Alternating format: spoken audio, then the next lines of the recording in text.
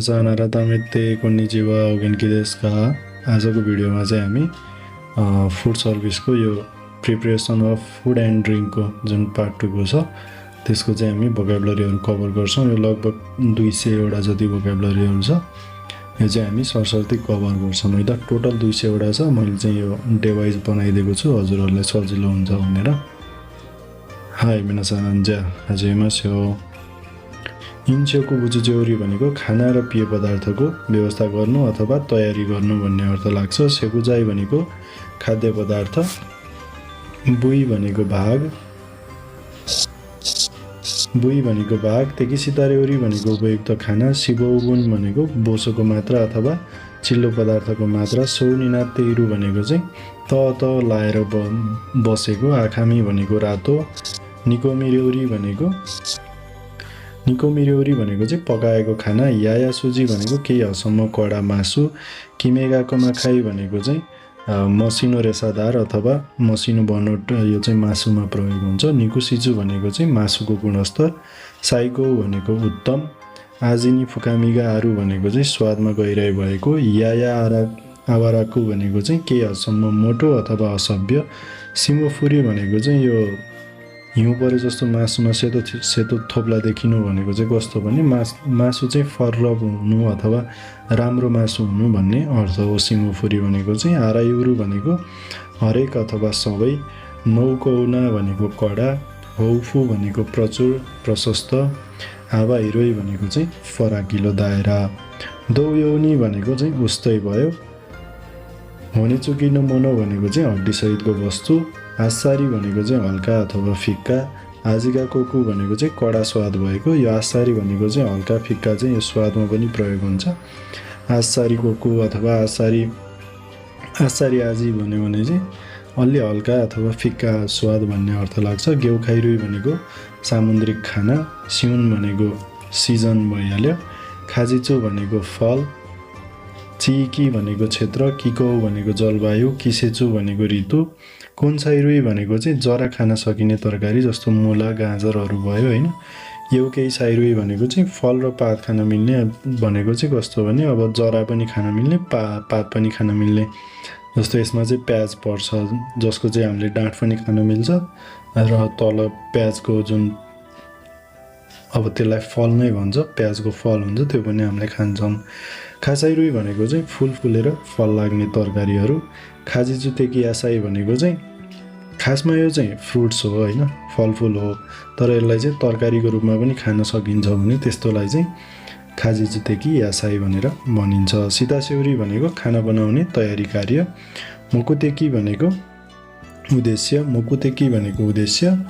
त्यसपछि जुनबी साग्यो भनेको चाहिँ तयारी कार्य, ओमोना भनेको मुख्य, बुन्र्यो भनेको मात्रा, खेइसान सुरु भनेको चाहिँ हिसाब गर्नु। अब यो हिसाब गर्नु खेइसान सुरु भनेको चाहिँ अब सबै हिसाब गर्नु, तर यहाँ चाहिँ अब खानाहरू पकाउँदाखेरि के कुरा कति लाग्छ, गेन्जाइरोहरू कति लाग्छ भन्ने हिसाब गर्नेको बारेमा हो। रेइजौको भनेको चाहिँ फ्रिज भयो, जुन हाम्रो अब नर्मल फ्रिज हुन्छ। रेइतौको भनेको चाहिँ फ्रिजर, अब नर्मल फ्रिजको पनि त्यो टपमा डिप फ्रिजर हुन्छ नि। रेइतौको भनेको चाहिँ अब डिप फ्रिजर अथवा फ्रिजर जहाँ चाहिँ अब केही कुरा राख्दाखेरि आइसै हुन्छ भने त्यसलाई चाहिँ रेइतौको भनेर भनिन्छ। तोरिनोजोको भनेको हटाउनु, सेन्जियो भनेको धुनु पखाल्नु, साकिन भनेको सेनिटाइजर, चेउरी सुरु भनेको चाहिँ पकाउनु, खावाओ मुकु भनेको बोक्रा छोडाउनु, चेउमिर्यो भनेको मरमसला, सीता आजियो चुकेरु भनेको चाहिँ अब केही कुरा जस्तो अचारहरू बनाउँदाखेरि चाहिँ हामीले नुन मरमसला मोलेर एकछिन छोडिदिन्छौँ नि, त्यस्तै अब गहिरो स्वादको लागि चाहिँ सीता आजियो चुकेरु भनेको चाहिँ केही कुरालाई चाहिँ मोलेर अथवा मसलाहरू हालेर छोडिदिनु। चेउरी किगो भनेको चाहिँ भान्सामा प्रयोग हुने औजारहरू जस्तो डाडु, पन्यौ, चक्कु, अब यो चपिङ बोर्डहरू भयो। त्यसपछि सागेउदाई भनेको चाहिँ काम गर्ने टेबल। अब जापानमा चाहिँ कस्तो हुन्छ भने तपाईहरुको फ्रिजकै माथि चाहिँ जुन अघि रेइतौको अथवा रेइजौको भनेर भन्यौं त्यसकै माथि चाहिँ यो तरकारीहरू काट्ने टेबल टाइपको हुन्छ, त्यसलाई चाहिँ सागेउदाई भनेर भनिन्छ। त्यसपछि खाइसिते भनेको चाहिँ मार्फत, खाने चुचेउरी भनेको चाहिँ तापको प्रयोग गरेर बनाइने खाना जस्तो ग्यासमा राखेर अथवा यो इलेक्ट्रिक चुलोहरुमा राखेर चाहिँ बनाइने खानाहरूलाई चाहिँ खाने चौचौरी भनिन्छ। यी खाने चौचौरी भनेको चाहिँ तापको प्रयोग बिना नै बनाइने खाना, जस्तो अचारहरू भयो हैन, सलादहरू भयो, यस्तो कुराहरू चाहिँ जुन हामीले अब पखालेर अथवा यसमा चाहिँ अब ओनिगिरीहरू पनि पर्न जान्छ, जसलाई चाहिँ हिखानी चौचौरी भनेर भनिन्छ। त्यसपछि खाइतो भनेको चाहिँ पग्लनु, जस्तो आइसहरू पग्लनु अथवा डिप फ्रिजमा राखेको केही सागसब्जी खानेकुराहरू चाहिँ पग्लनुलाई चाहिँ खाइतो भनेर भनिन्छ। रिउसुई भनेको चाहिँ यो बगिरहेको पानी। यौतो बेचो भनेको कार्य उद्देश्य अनुसार। मानाइता भनेको चाहिँ चपिङ बोर्ड, जुनमा हामीले राखेर तरकारीहरू मासुहरू काट्छौँ। हौचौ भनेको भान्सामा प्रयोग हुने चक्कु। त्यसपछि मरिचुकेरु भनेको चाहिँ खाना पस्कनु अथवा खानाको व्यवस्थापन गर्नु। होसोनागाई भनेको चाहिँ मसिनो भएर लामो, अब केही कुरा चाहिँ मसिनो भएर लामो छ भने त्यसलाई होसोनागाई भनेर भनिन्छ। वागिरी भनेको गोलाकार कटाई। किरिकुची भनेको काटिएको मुख। इत्तेई भनेको उस्तै लगातार। इन्केई भनेको गोलो। सिखाकु भनेको चारपाटे। बोउजौ भनेको चाहिँ रड आकारको अथवा सिलिन्डर सेपको। गोकु होसोकु भनेको एकदमै पातलो। ताते भनेको ठाडो। योको भनेको तेर्सो। रिप्पोताई भनेको चाहिँ घना आकार। खाप्पेन भनेको चाहिँ यो अब ओइलाउनु पनि हो, जस्तो स्याउहरू चाहिँ अलिकति काटेर 1-2 दिन राखिदियो भने त्यहाँ कालो हुँदै जान्छ नि, त्यसलाई नै खाप्पेन भनिन्छ। हिन्चेकु भनेको चाहिँ रङ परिवर्तन हुनु, अब ओइलाउनु भन्न मिले यसलाई पनि। बुसिचु भनेको सामग्री। सान्चो भनेको अक्सिजन। सेकुयेन्सुई भनेको चाहिँ नुनिलो पानी। सुमिजु भनेको अमिलो पानी। नाइजौ भनेको भित्री भाग। आराखाजिमे भनेको चाहिँ एडभान्समा अथवा अग्रिम। खाकौ सारेरु भनेको प्रशोधन गर्नु। ज्यौकी भनेको बाफ। ताकिमास भनेको चाहिँ भात पकाउनु। युदेमास भनेको उसिन्नु। त्यसपछि स्योक्खान भनेको चाहिँ स्वाद अथवा टेक्स्चर। सेनमेइनी नारु भनेको चाहिँ चम्किलो हुनु। याकेदो भनेको जल्नु। आवा भनेको फिज। इतामेमास भनेको चाहिँ केही कुरा फ्राई गर्नु अथवा भुट्नु भन्ने अर्थ लाग्छ। जिउसो भनेको बेकिङ सोडा। निमास भनेको पकाउनु। च्यौमिएकी भनेको चाहिँ झोल मसला। याकिमास भनेको पोल्नु। नेचुओ आतेरु भनेको चाहिँ ताप लगाउनु। जेउ आचुसुरु भनेको वाष्पीकरण गर्नु। मुसिमास भनेको बफ्याउनु। वाखासिमास भनेको उमाल्नु। खाताओ खाताचियो कुजुसु भनेको चाहिँ अब केही कुराहरू जस्तो आलुहरू उसिन्दाखेरि चाहिँ तिनीहरूको अब आकार बिग्रिन्छ नि, कोही चाहिँ फुट्ने अथवा जे भएन आकारमा परिवर्तन आउँछ नि त, त्यसलाई चाहिँ खाताचियो कुजुसु भनेर भनिन्छ। एकिताई भनेको तरल पदार्थ। आयमास भनेको केही कुरा मोल्नु। दोरेसिङ्गु भनेको सस जस्तै तरल पदार्थ। हिन्सिचु तेइखासुरु भनेको चाहिँ गुणस्तरमा कमी आउनु अथवा गुणस्तर बिग्रिनु। केइको भनेको प्रवृत्ति झुकाव। च्यौरी किकी भनेको चाहिँ यो खानाहरू बनाउने उपकरण अथवा जस्तो राइस कुकरहरू भयो, यस्तो उपकरणहरू अथवा मेसिनहरूलाई चाहिँ च्यौरी किकी भनिन्छ। बिन भनेको उपकरण। नेचुगेन भनेको तापको स्रोत। मेनरुई भनेको चाउचाउ। ताकुजेउनुगुहान भनेको खाना अथवा भात। होओन भनेको तातो बनाइराख्नु, अब पकाएको खानेकुरालाई तातो बनाइराख्नु चाहिँ होओन भनिन्छ। त्यसपछि ताइरेउ च्यौरी भनेको चाहिँ धेरै पकाउनु भनेको धेरै टाइम लगाएर पकाउनु चाहिँ होइन। ताइरेउ च्यौरी भनेको चाहिँ क्वान्टिटी चाहिँ धेरै बनाउनु अथवा अब धेरै चल्ने रेस्टुरेन्टहरू, ठुलो रेस्टुरेन्टहरूमा चाहिँ खाना बनाउनुलाई चाहिँ ताइरेउ च्यौरी भनिन्छ, किनकि धेरै मानिसहरूलाई पुग्ने गरी खाना बनाउनु भन्ने अर्थ लाग्छ।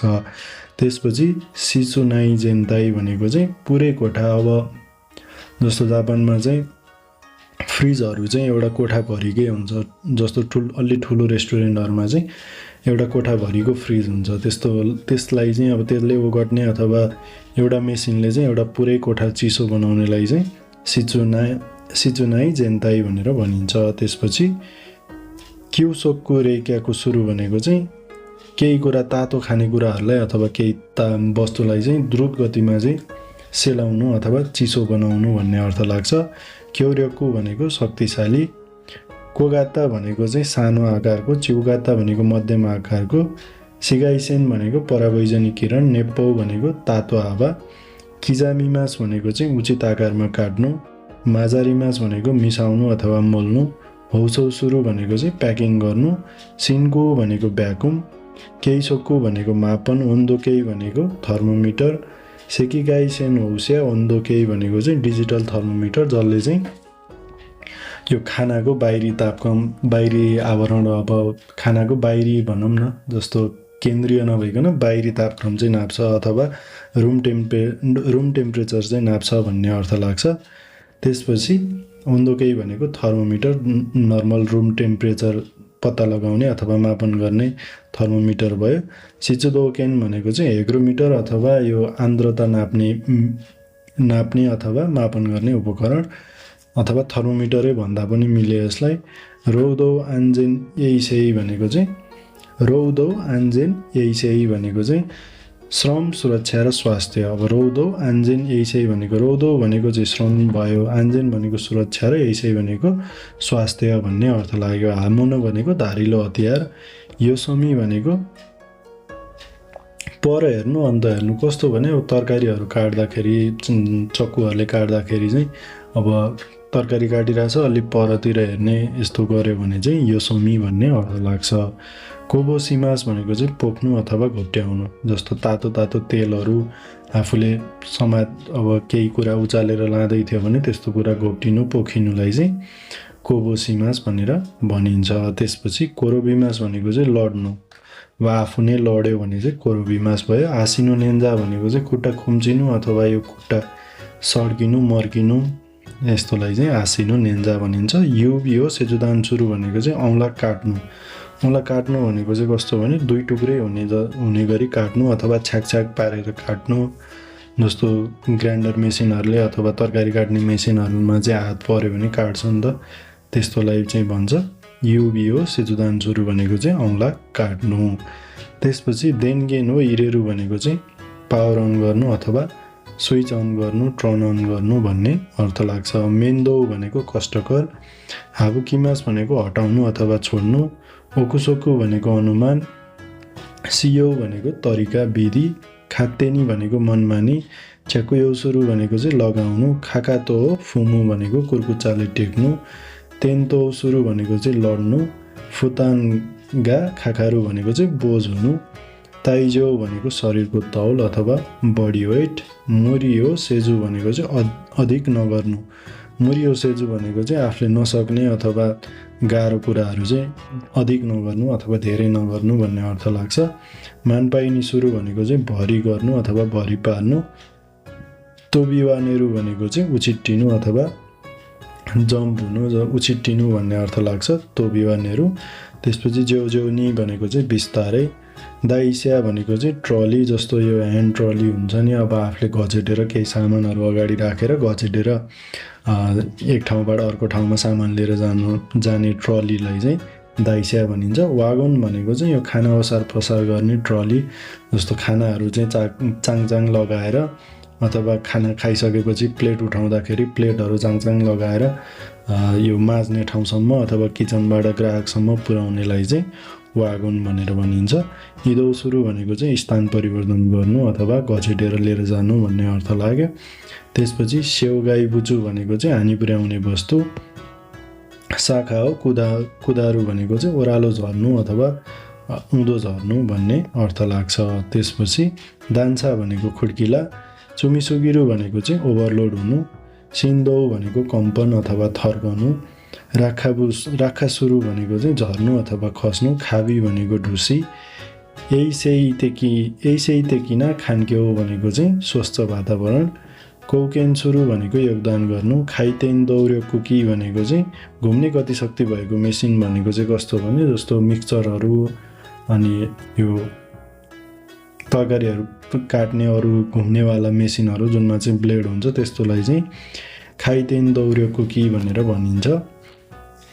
त्यसपछि दाइजिको भनेको चाहिँ ठुलो दुर्घटना अथवा गम्भीर दुर्घटना, युबी सासीको सिउ भनेको चाहिँ औँलाले कुनै पनि इम्पोर्टेन्ट कुरा, चिउजिकोहरू चाहिँ औँलाले पोइन्ट गरेर भन्नु, जस्तो चार्जर यो मिक्सचरको लाइन चाहिँ जोडेको थियो, अब त्यो धुने बेलामा चाहिँ त्यो चाहिँ मैले प्लग थुतेँ कि थुतेन भनेर चाहिँ औँलाले देखाएर अथवा पोइन्ट गरेर चाहिँ मैले थुतेँ भन्ने हिसाबले सम्झिनको लागि अथवा मेजर एक्सिडेन्टहरू केही नहोस् भन्नको लागि चाहिँ युभी सासी कोस्यौ भनेर गरिन्छ। त्यो पोइन्ट आउट गरिन्छ कि केही कुरा अन गर्नुपर्ने छ भने अन अथवा अफ गर्नुपर्ने छ भने अफ, गरियो कि गरिएन भनेर पोइन्ट आउट गर्दाखेरि चाहिँ प्रयोग हुन्छ।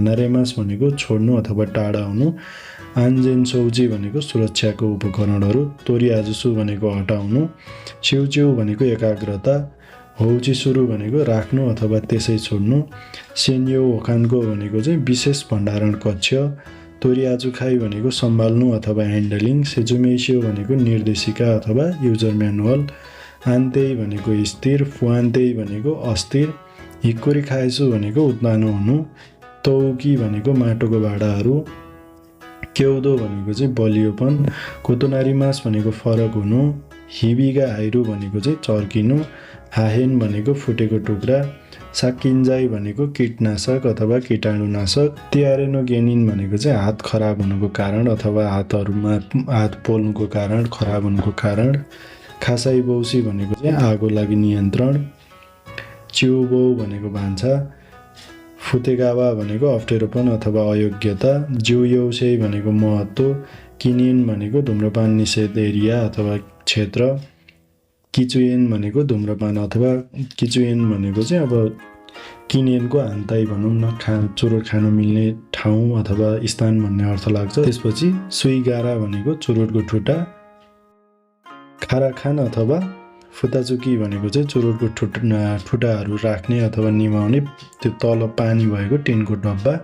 त्यसपछि मयरु मनो भनेको जल्ने वस्तु, मयनाई मनो भनेको नजल्ने वस्तु, खानेन्चै भनेको ज्वलनशीलता अथवा खानेन्चै बुचु भन्यो भने चाहिँ ज्वलनशील वस्तु भन्ने अर्थ लाग्छ। चेकुस्यानिक्को भनेको प्रत्यक्ष घामको प्रकाश, हाइयु भनेको खराब तेल, हिप्पारिमास भनेको भर्नु अथवा भरी गर्नु, सुरिकिरेरु भनेको चाहिँ घोटिएर च्यातिनु अथवा काटिनु, स्योखा खाचुदौ भनेको चाहिँ आगो निभाउने कार्य, हिगोरो भनेको हरेक दिन अथवा सामान्यतया भन्ने अर्थ लाग्छ, स्योखाकी भनेको आगो निभाउने उपकरण,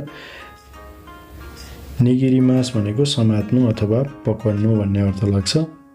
हाई मिनासान कोकोमादे देश का क्यों वा कोकोमादे निसिमा सारिगातो गोजाइमासिता ज्यामाता ने। 今日のレッスンはいかがでしたか？